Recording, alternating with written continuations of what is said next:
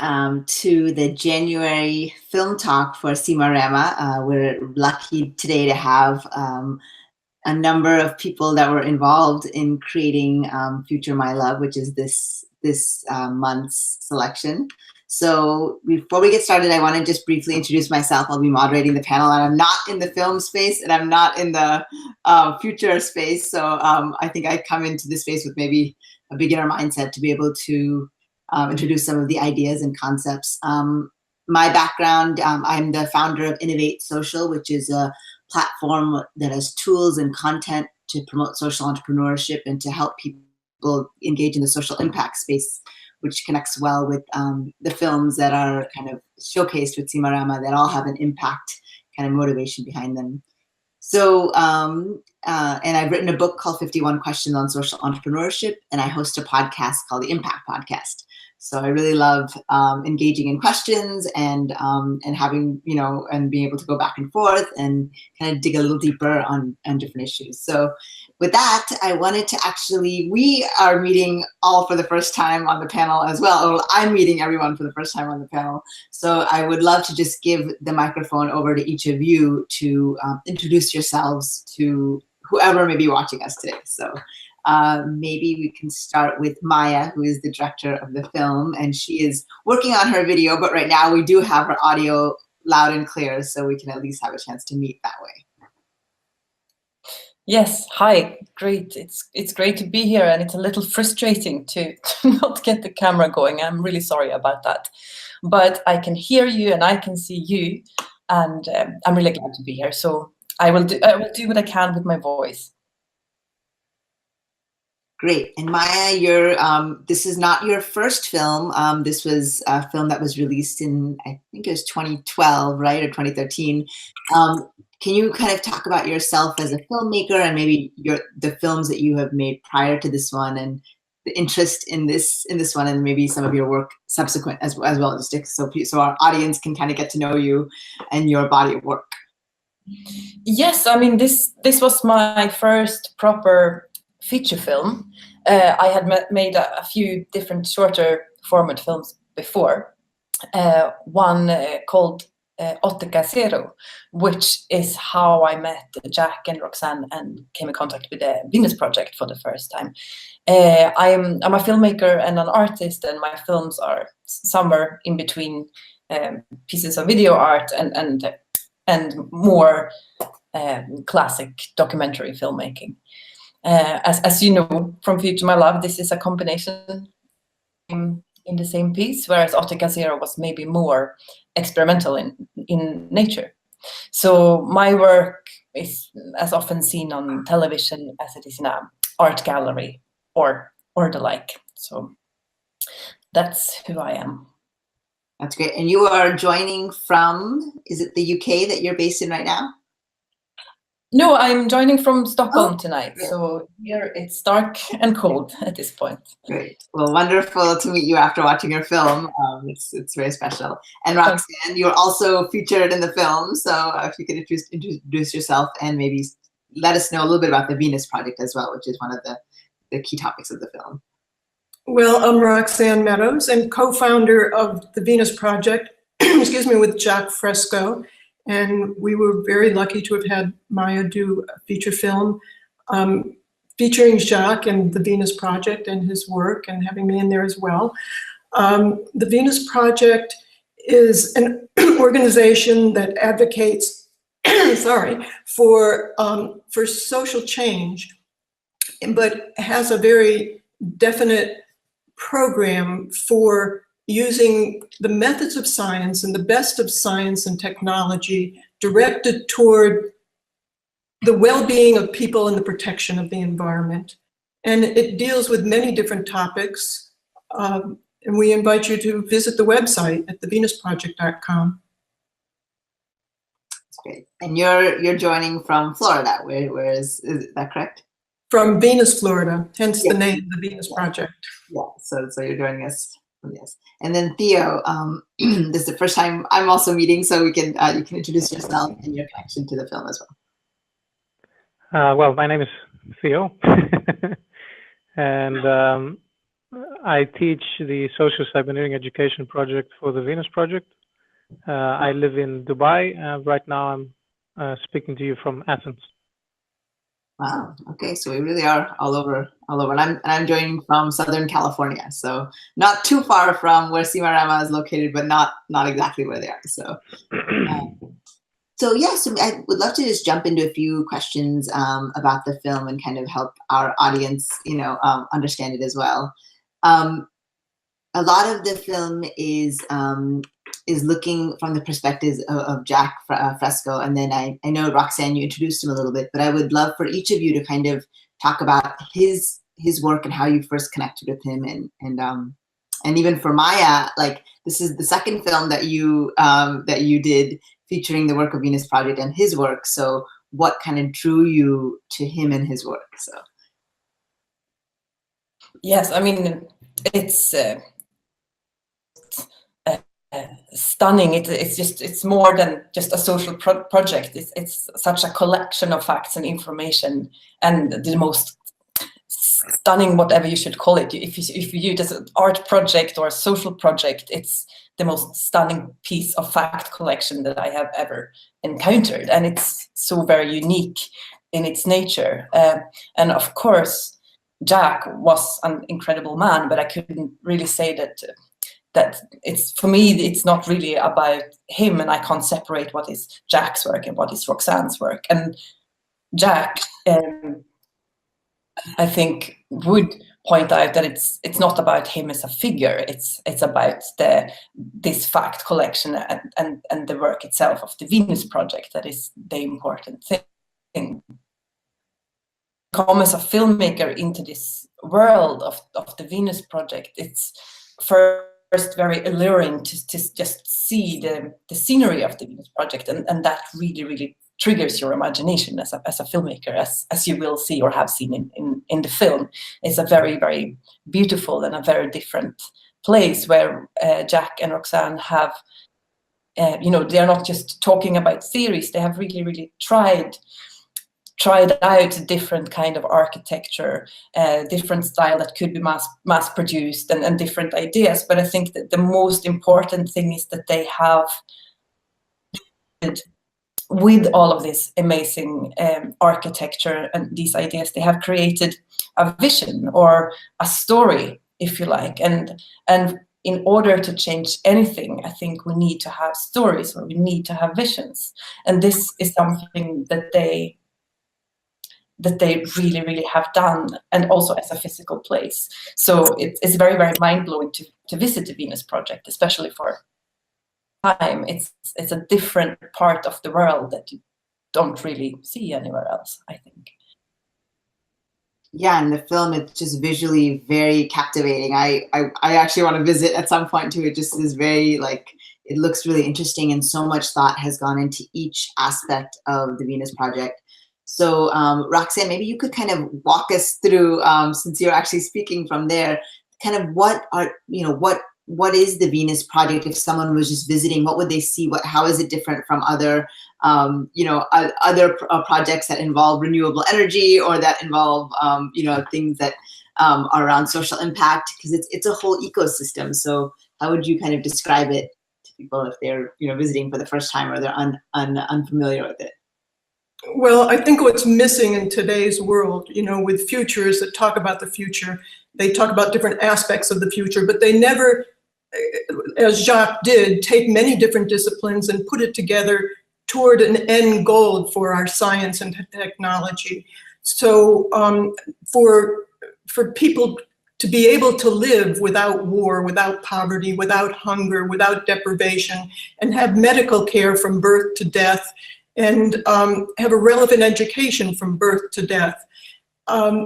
Having those kinds of values are really diabolically different from the free enterprise system, where the main goal is wealth, property, and power, and not the well-being of people, as I mentioned.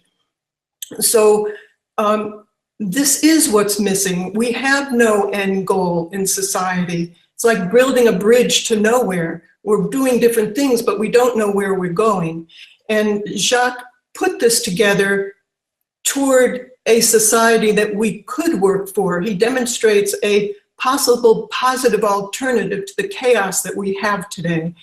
And he laid it out in many different fields. You know, if he's designing a whole new social system, he starts with why we behave the way we do. What is it in the environment that shapes our behavior? And we think it really is the environment, and the monetary system is our environment all over the world, which shapes our values, our behaviors, our aberrant behavior, our scarcity. It promotes scarcity, and consequently promotes the war and deprivation of the environments. So we came here to build some of Jacque's designs and show different housing, how you don't need to build houses that can blow over in hurricanes. We live in hurricane country, and we have 10 structures that just went through devastating hurricane and many tornadoes right across our land, and the buildings were just fine. We came here to work on scarcity issues, how different aspects of what Jacque designed could go into society to help today, but mostly toward what we need to work toward, which he called a resource-based economy, where it doesn't need money. We don't need money to survive. Money is an interference factor. And what people get jobs for is to get money to buy the goods that they want to buy, but that's really not what people want. It's access to free goods and services is what they want. So we came here, we wrote books, we built 10 structures, we have many different computer animated drawings, and we came here to make movies and show what this new social system could be like. Jacque didn't just talk about the future. He wasn't a philosopher. He wasn't just an artist. He's a technician, and he feels that our problems are technical. They're not political, they're not religious, they're not philosophical. And so we could definitely gear our technology toward a very different direction if we want to survive on the planet. Yeah, thank you. That's a great overview. Theo, there's a kind of one of the resounding questions in the film that Jacque is asking is kind of what is the future that we really want? And with your work with Venus Project, do you have a thought on that as well? Yes. Well, my answer of what we want is a world free from poverty, politics, and war. And it's a better world for everyone, arrived at by putting our heads together the same way people do to put a man on the moon. Yeah, and one of the lines that I keep thinking about from the film is this idea that if we're capable of creating war, imagine what we could do for good. I think there's some iterations of that. And I wonder for each of you, this film came out at a very different time than the time we're in right now in 2017, with different administrations running, different parts of the globe. Uncertainty is, a lot of people feel a deep sense of uncertainty, and kind of how does that? Do you think that it was kind of kind of anticipating some of this angst, or how does it fit in? How relevant is some of that work now? And for Roxanne, are you getting more kind of inquiries about Venus Project in this current climate, political, socioeconomic climate right now? I didn't hear your specific question about how you related it to the film. Your voice went off during that time, but. Oh, okay. Yeah, it's kind of a little bit of a reflection on the film was released in 2013, and now, the current state of the world is very different. So how has that impacted your work at the Venus Project, or your reflection on that work? Well, I think what is totally missing is where we need to go in the future. Futurists talk about society, and they're beginning to talk about the problems of the free enterprise system. They're talking about how technology will displace people and the problems that will have for people and this system. They are beginning to get very scared because, and this is something Jacque talked about many years before I met him, which was 41 years ago. but they don't know what to do about it. They work on patchwork, but they don't identify the root causes of the problem being the monetary system itself and promoting scarcity.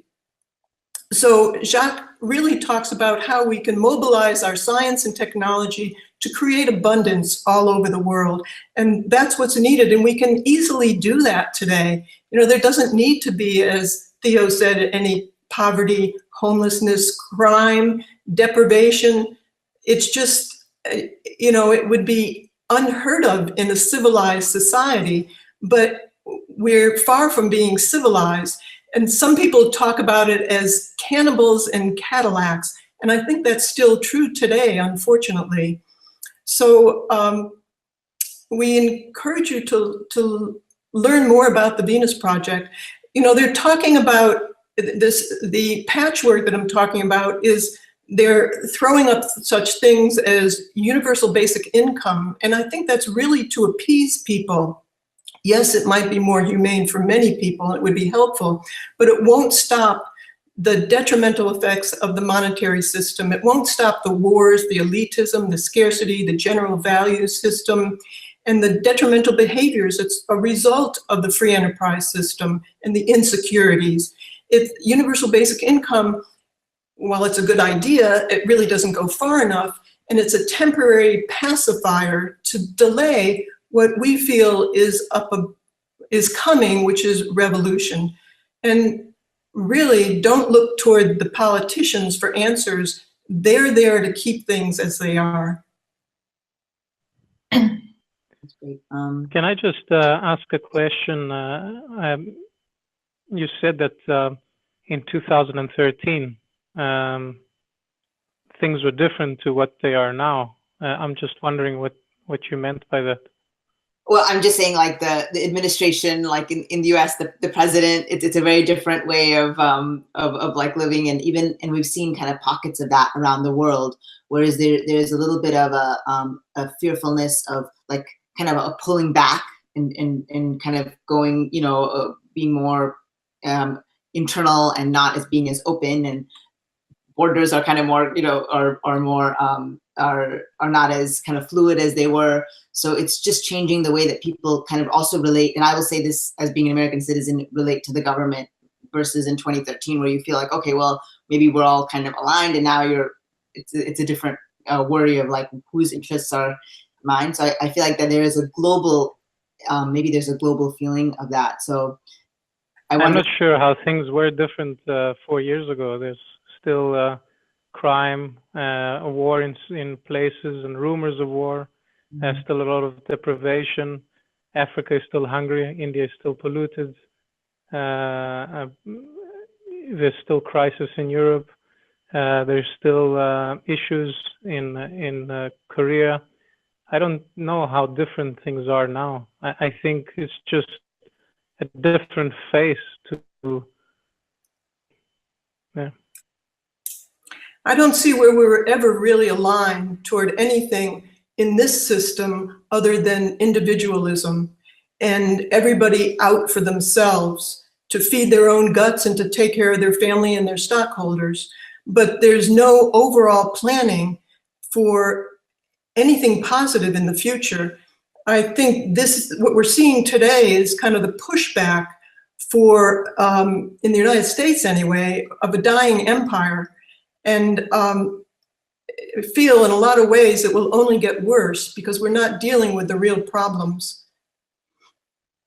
If I can say something about that as well, I mean, it's one of the biggest realizations to me learning about economic theory in my research for Future My Love was just how fundamentally our condition changed since the Industrial Revolution, and how our whole world economy is still based on conditions prior to the Industrial Revolution. So the old economic model was designed to distribute scarce commodities, and it needs scarcity, as Roxanne just pointed out, or lack to function at all. So we are locked into this, we are forced to sustain this condition artificially. And you were talking about this anxiety that people are starting to feel, or people have felt in different periods. And I think that is a reflection of this, of not living within an economic system that reflects our real economic capacity. And of course, on a personal level, this is overwhelming, since our whole working lives and productive capacity, which is very important to most of us, and we derive a lot of pride and meaning from it. It doesn't only become meaningless because we produce things we don't need, but it becomes on a devastating scale to the environment. So as individuals, we lock ourselves into this position of both being enslaved to the system and enslaving and exploiting. But the empowering thing in this shift through the Industrial Revolution is that we have the technical capacity to reverse it. So it's, in a sense, a devastating luxury problem. And it's this opportunity from this capacity that the resource-based economy is designed. It's designed according to new conditions. And it might sound a bit dry, but I think it's not a small thing for an individual to lead a meaningless and destructive just in order to the environment that we keep recreating for ourselves, that is not in line with our actual productive capacity, and of course it's not sustainable for the environment. Yes. Go ahead, Roxanne. I was just going to say that's a really good point, is that this system, we have to continuously produce things and sell things. There's, there's a whole marketplace of advertising to make people inadequate in order to buy the things that are worthless most of the time. And we're really plundering our planet for resources that we really don't need to produce like that. So a resource-based economy does have an entirely new scenario of how to operate society without the use of money. Our technology, as we always say, is racing forward. But our social systems are hundreds of years old, and our value systems go along to perpetuate the social system. And we're really perpetuating those who are in positions of advantage. We don't know who our values really serve. They don't serve us. We're pumped with values when we're very young, like patriotism, racism, bigotry, envy. These are all things that are generated in this culture. They're not things that we're born with, but they're useful for this culture. Sports games get you primed for war, us against them. And most of the time it's over scarce resources. Our wars are over scarce resources. We know today it's not over democracy. People die for words that are pumped in their heads when they're very young. Democracy, freedom, individuality. They really have no meaning. You're about as free as your purchasing power in this culture. And when you understand that you acquire every single thing that you get from the outside, it doesn't come from within. All the words you get from when you're very young, all the values of right and wrong and good and bad and beauty and love, they all come from your culture. And they are just kind of boondoggles in your head that you can't think things through. We're not given critical thinking when we're young. So the whole system works against the well-being of people. And Jacque tried to promote a system that using all our science and technology toward the well-being of people. Sorry for that background noise. That's great. And for each of you, is there are there examples that you find hopeful in the world? There's of course the Venus Project that is actually living this, but are there other examples that make you feel hopeful of around the world of societies or groups that are starting to kind of embody these values?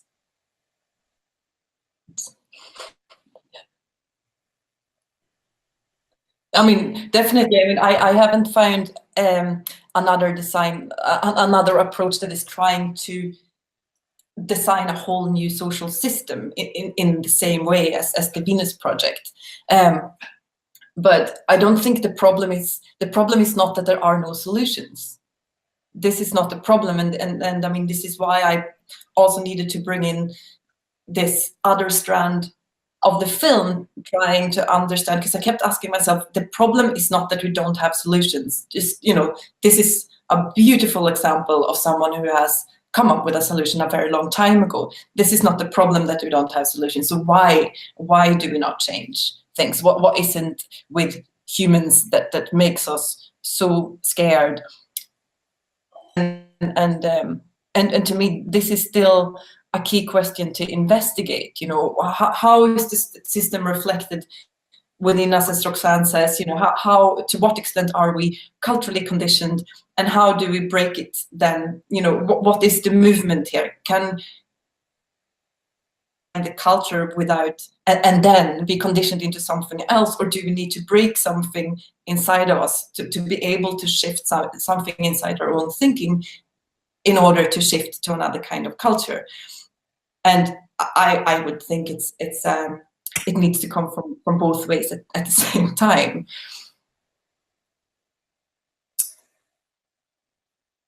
I'll just break in here for a minute. We really do think that human behavior is just as lawful as anything else in society, meaning anything else in nature, meaning a tree doesn't fall. You know, you don't say it just feels like falling. That's the free will aspect. It falls because of maybe the water degenerates the roots, or hurricanes, you know, wind, something, not enough nutrients, but something makes it fall.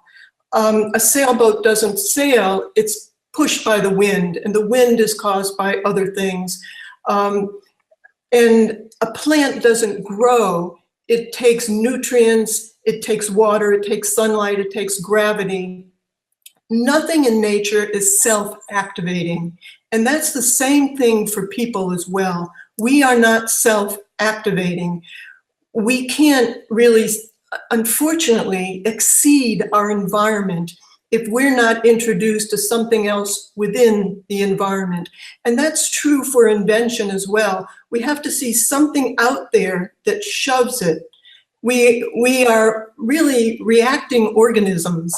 And when we learn new things, you know, everything that we learn from when we're very young goes to support this system.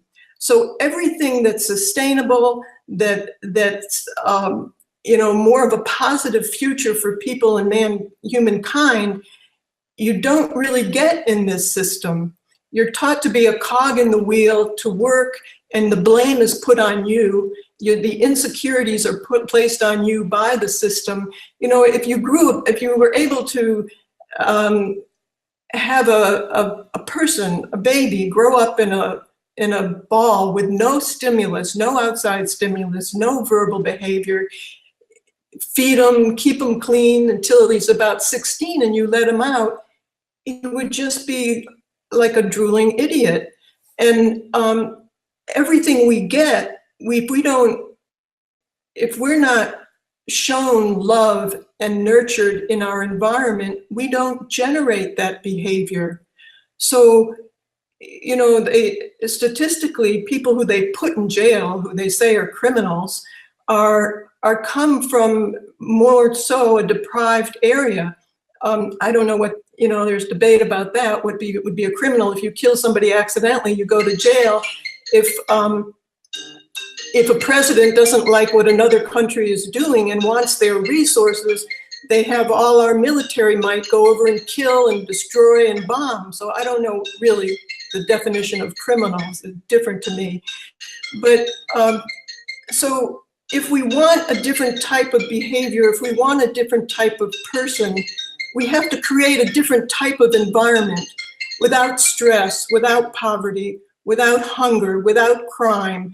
And we've never put that challenge to science and different branches of science is, how do you design a society without booms and busts, without pollution, with clean sources of energy, with clean transportation, with you know, a relevant education and medical care from birth to death? How do you do that?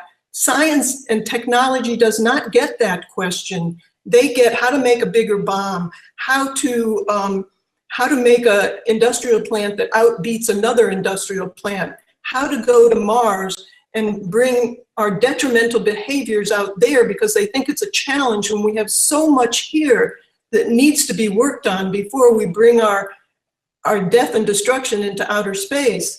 So this is Jacque says, we're at the tail end of the Middle Ages, and we haven't begun to organize ourselves in a constructive manner.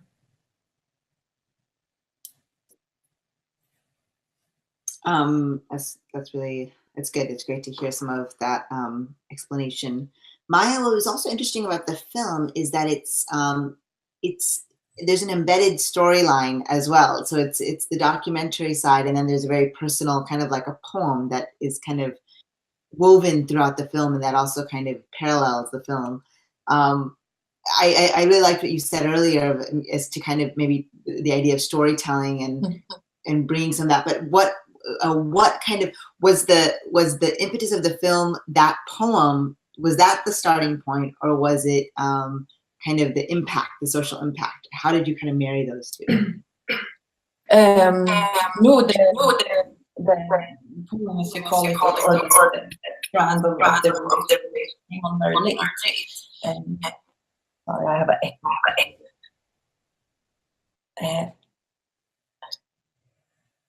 At first, I tried to do a very strict informational documentary, which I've done before.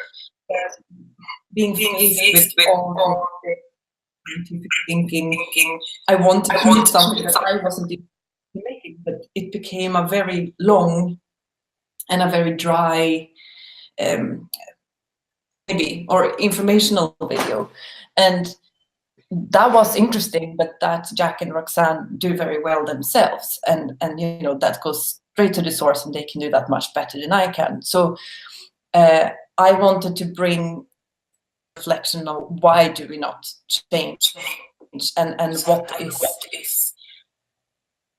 is the entry point for an audience that have not lived with all this information as long as Jacque and Roxanne, and even I and learn from them. So I to speak from a bit of a crisis with the film in the editing period, and this is where I ended up, because this question why that I talked about before, why do we not break old patterns even when we know they are destructive to us? I don't think that psychology is that different. Why do we not break patterns that are bad for us in our relationships? I think it's the same type of psychology that stops us. And this is something that me and Jacque and Roxanne debated quite a lot, because I don't quite share the fully mechanical view that we are just a product of our culture, or at least our culture contains more than the negative forces. The Venus Project, you have created impact. I mean, people are doing that within a very complex, all doom, if you like. So, what is it that drives us to change things for the better, even though the system is really not helping us, more like stopping us. Great. And so I just have a couple of more questions. And of course, if you each have questions for each other, you're welcome to kind of, you also have some questions you wanted to ask each other after working on the film. But one of the questions I had is, we know now for ideas to gain momentum, they have to spread in some way or another. You have to have allies and partners. You have to go viral in this day of social media. how is this, the ideas that kind of are core to Venus Project, how are those being kind of shared, and you know, do you have allies or partners? Are you working with international groups or student groups, or you know, how are you kind of working to kind of build the society that Jacque and you have envisioned? And you can, anyone can take these questions. So You want to take that, Theo, to begin? Sure. Well, a lot of the time, what we do is we spend a lot of time on social media, but this is the volunteer side of things. I think I'm getting a bit of feedback from somebody's microphone. I'm not sure. Okay, we can turn ours off. I'm not talking. So if we're not talking. Right. Okay. But in as an organization, we're putting out documentaries. The latest documentary is The Choice Is Ours, and we're putting it out there for free on our YouTube channel. And there's a lot of information sessions that happen every Saturday that Roxanne does in Venus, Florida. We do have the activism side of things that are happening through the point of contacts, which go out and speak to people within their areas. Education, putting out as many videos as we can as well, since people are hooked on their phones and on YouTube, social media. A lot of the time they get access to this information free. We also do educational courses between us, so we ourselves can learn more about this direction, so we can more accurately represent the project. Roxanne, do you want to add something else? Sure. If you go to our website under Get Involved, you'll see the different teams that Theo's talking about. We have all sorts of different teams where people are donating their time, from marketing team, social media team, transcription team. Jacque did over 600 lectures, audio lectures that are really amazing since the 1960s, and we're transcribing them for academia to many people who wants to do their thesis on his work and a resource-based economy, so they like print more so. We're using that for media production and video and educational materials as we transcribe them. We have translation team. And a new project that we're doing is the Center for Resource Management, which we're just starting and designing based on Jacque's work and his systems approach to architecture. So we use our resources efficiently and wisely, so we have more goods and services to go around. You know, like some people say that we don't have enough resources. Well, we do if we use our resources very differently, not the way we abuse them in this system. But so the Center for Resource Management is a much larger center than what we have here in Florida. We're going to do an extensive, what we call Museum of the Future, which will represent a lot of these ideas in dioramas and exhibitions, so people can walk through it and learn about history, learn about where we are today with technology, and they will wind up in the final building where they see the 400 models that Jacque and I did, and see lots of little 1 and 2 minute videos in between to tie this system together. And then they'll wind up in a final building where they would see what life could be like in a resource-based economy, in 3D form, in dioramas, and in computer animation form as well. So it's more of an educational museum of the future and entertaining at the same time. That will be held at the Center for Resource Management. We also want to have educational courses there, more than just one day, maybe as much as a week.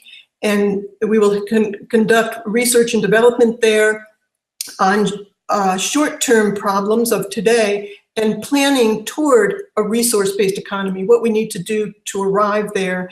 And also, we would have an architectural team that would be working on the blueprints, the final blueprints for the next city, an automated process to help that happen. And we put out a call for different things on our newsletter, so please join our newsletters, see if there's anything you'd like to help the Venus Project with. We put out a call for architects, engineers, and technicians and research and development team, and we had a reply from over 200 highly skilled people in the field that want to work with us, which was really reassuring to help get us to the next step.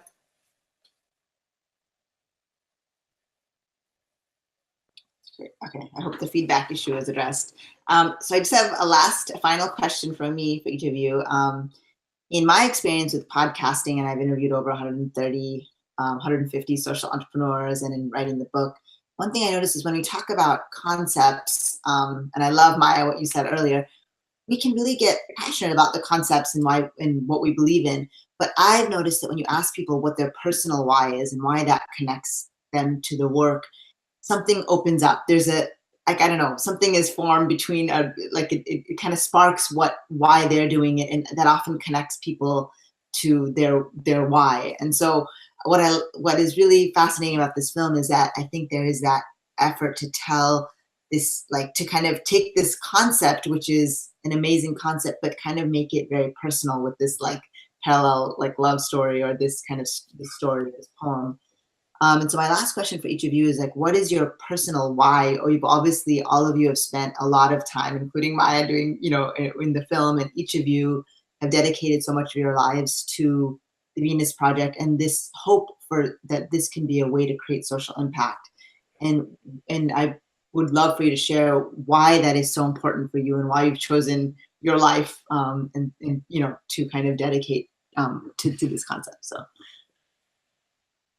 maybe Maja, you can start, and then we can go Maja, Roxanne, Theo. That's the order that you guys are on my screen. So yes, I mean, I can start, even though I'm out of the three of us the one who has dedicated the less time. So I mean, I think this question is maybe more for Roxanne, but I mean, I did make the film. It took me about 5 years, and I made Optica Zero before that. And then, I mean, this is something that is always going to be part of my thinking and my work in one way or the other. But I am a filmmaker, a communicator. So to do is to find people who have these creative solutions or ideas, and try to make them accessible in a way that I can.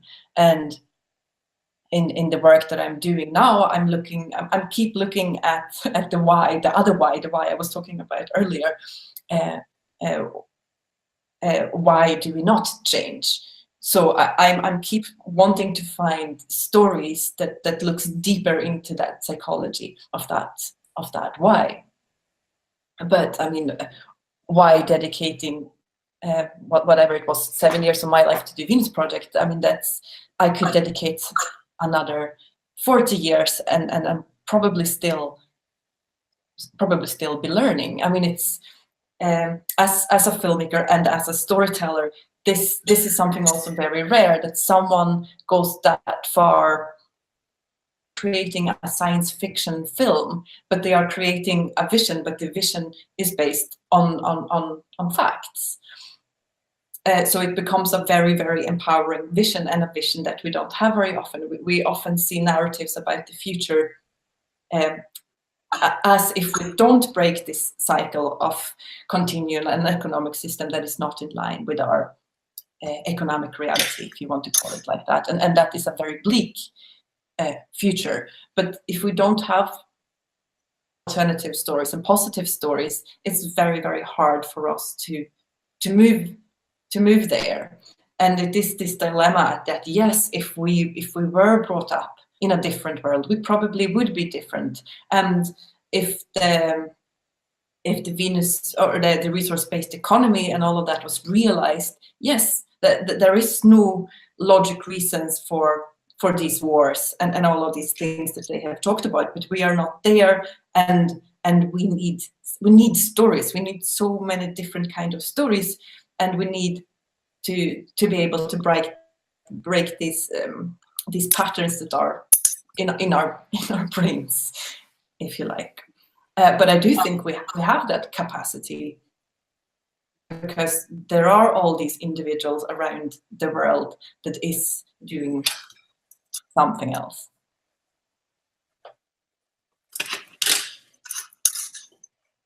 I would agree. It is, I think the only thing that will get us there are other ideas that we learn from the outside as well. And you have to remember too that learning things and reading things in books and seeing things sometimes on movies is not really conditioning. We have been conditioned since we were very young. We can have high ideals and other things, but then we go out in the world and that's what kind of shoves us. We have to deal with what is an established system, and this system does not want to change because certain people are benefiting a lot from it. Unfortunately, they're benefiting from most of the planet's misfortune and abuse on others within this system. But it will take, we feel, probably a collapse of this system, because there are not enough people that really can get together and say reasonably where we need to go and what we need to do, or even agree upon that. Because, as I said, you're not given that type of education in schools. You're not given critical thinking because it doesn't serve the purpose of the monetary system. You know, I don't think I mentioned, but I may have, but in the old days, they couldn't teach slaves how to read because it was against the laws in the United States, because they would become unmanageable. And it's the same thing today. So it's very difficult to give people an education that would point them to a more appropriate direction for their well-being and their own survival. So as I said, it's really out there that's shoving you, that is the conditioning, and we've all been conditioned within this system. And it takes a lot to change that. And that's why we feel that movies are so appropriate and so good for getting ideas out there. We need to get different ideas out there in any way we can, because we feel the system is going to collapse because we're not emotionally intelligent, or we're not emotionally evolved or intelligently evolved to step back and look at the system and figure out what's wrong. Jacque really worked on that for a whole lifetime, but not just what was wrong, but an alternative for it. And I don't think we have that kind of lifetime for people to evolve there. And I think we've been very lucky to have the work that Jacque did to, I helped for so many years, but he really arrived at the solutions for so many things.